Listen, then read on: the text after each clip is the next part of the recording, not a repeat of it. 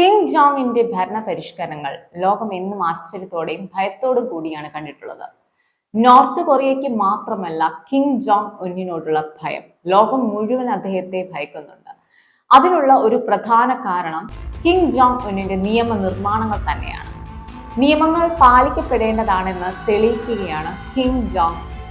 പാലിക്കപ്പെടാതിരുന്നാൽ മരണത്തിൽ കുറഞ്ഞ ഒരു ശിക്ഷ കിം ജോങ്ങിന്റെ പുസ്തകത്തിലില്ല. ഏകാധിപതിയായ ഭരണാധികാരി എതിർക്കുന്നവരുടെ നിഷ്കരണം ഇല്ലാതാക്കുന്ന പ്രവൃത്തി. കിം ജോങ്ങിന്റെ ഭരണരീതിയെക്കുറിച്ച് നേരത്തെ ഒരു വീഡിയോ നമ്മൾ ചെയ്തിട്ടുള്ളതാണ്. ഇപ്പോൾ കിം ജോങ് ഉന്നിനെ കുറിച്ച് പറയാനുള്ള ഒരു പ്രധാന കാരണം മറ്റൊന്നുമല്ല, അതിര് കടന്ന നിയമവ്യവസ്ഥകൾ ജനങ്ങളെയും അവിടെയുള്ള ഓഫീസേഴ്സിനെയും വല്ലാതെ ബുദ്ധിമുട്ടിക്കുന്നു എന്നുള്ളത് കൊണ്ട് തന്നെയാണ്. വേണമെങ്കിൽ ഒരു സൈക്കോ ഭരണതലം എന്ന് വിശേഷിപ്പിക്കാം കിം ജോങ് ഉന്നിനെ. എന്തുകൊണ്ടാണ് ഞാൻ അങ്ങനെ പറയാനുള്ള ഒരു കാരണമെന്ന് ഈ വീഡിയോ മുഴുവൻ കണ്ടു കഴിഞ്ഞാൽ നിങ്ങൾക്ക് മനസ്സിലാകുന്നതാണ്. അതിനു മുമ്പ് ഈ ചാനൽ നിങ്ങൾ സബ്സ്ക്രൈബ് ചെയ്യുക. അതുപോലെ വീഡിയോ ഇഷ്ടമായാൽ മറക്കാതെ ലൈക്കും ഷെയറും ചെയ്യുക. പുതുപുത്തൻ ഇൻഫോർമേഷൻസും കൗതുകമായ കാര്യങ്ങളും ഈ ചാനൽ വഴി നിങ്ങൾക്ക് ലഭിക്കുന്നതാണ്. അപ്പോൾ ഞാൻ talk about everything. Welcome back to talk space.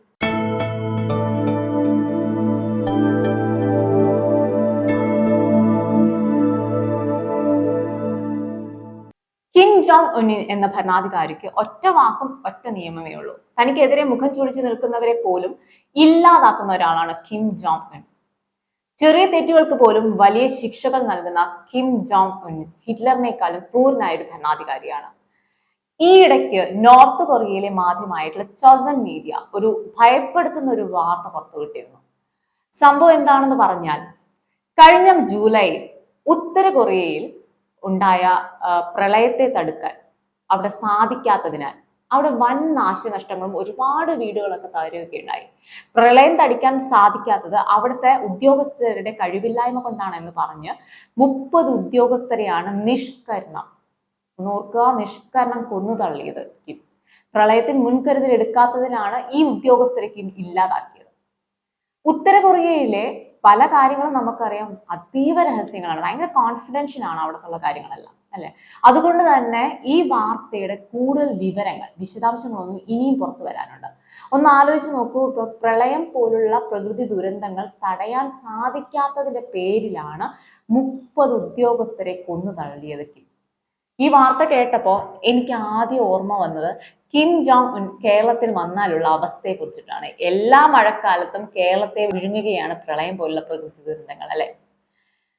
ഈ അടിയന്തര പോളിറ്റ് ബ്യൂറോ വിളിച്ചാണ് കിം കൂട്ടക്കൊല ഏകപക്ഷീയമായിട്ടുള്ള തീരുമാനം കിം അറിയിച്ചത് മറ്റുള്ളവരെ.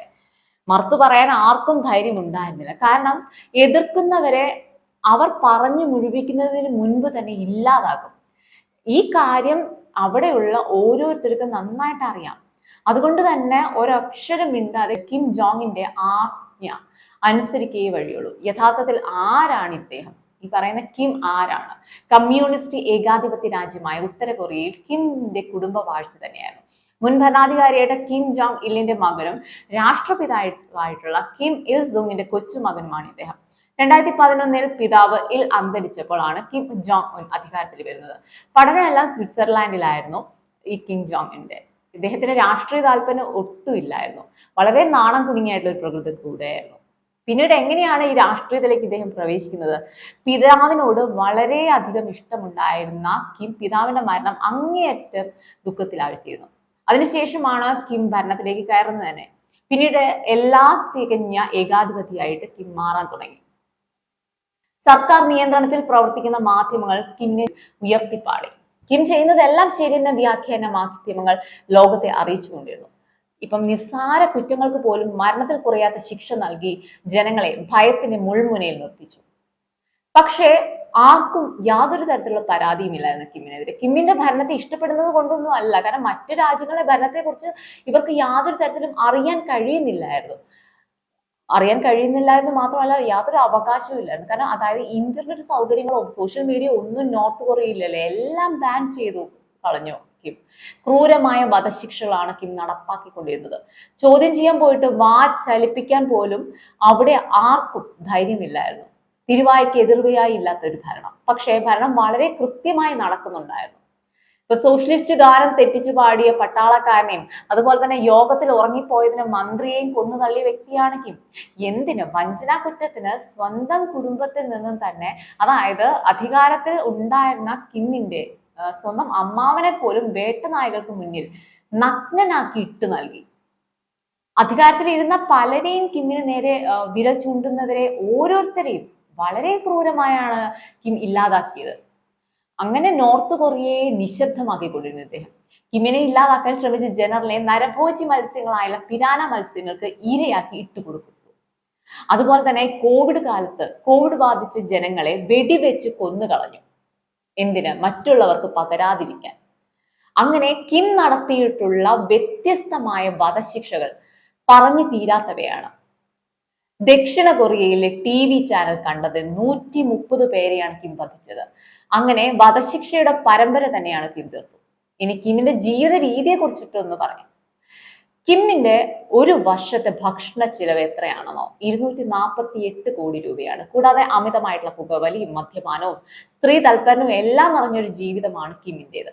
കിമ്മിന്റെ ജനങ്ങൾക്ക് വിദേശ സാധനങ്ങൾ ഉപയോഗിക്കാനും വിദേശ രാജ്യങ്ങളുമായിട്ട് ഇടപെടാനും വിലക്കുണ്ട്. എന്നാൽ കിമ്മിന് ഒരു ദിവസം നീങ്ങുന്നത് വിദേശ ഭക്ഷണം കഴിച്ചും അതുപോലെ വിദേശ സാധനങ്ങൾ ഉപയോഗിച്ചുമാണ്.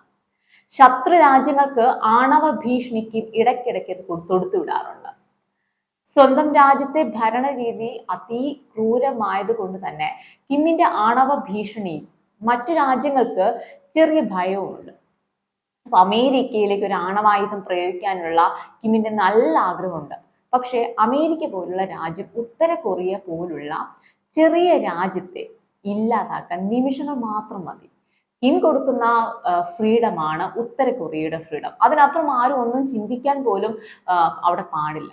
ഉത്തര കൊറിയയുടെ ക്രൂരനായ ഭരണാധികാരിയുടെ ക്രൂരമുഖം ഇവിടെ അവസാനിക്കുന്നില്ല. വീഡിയോ ഇഷ്ടമായാൽ സബ്സ്ക്രൈബ് ചെയ്യൂ.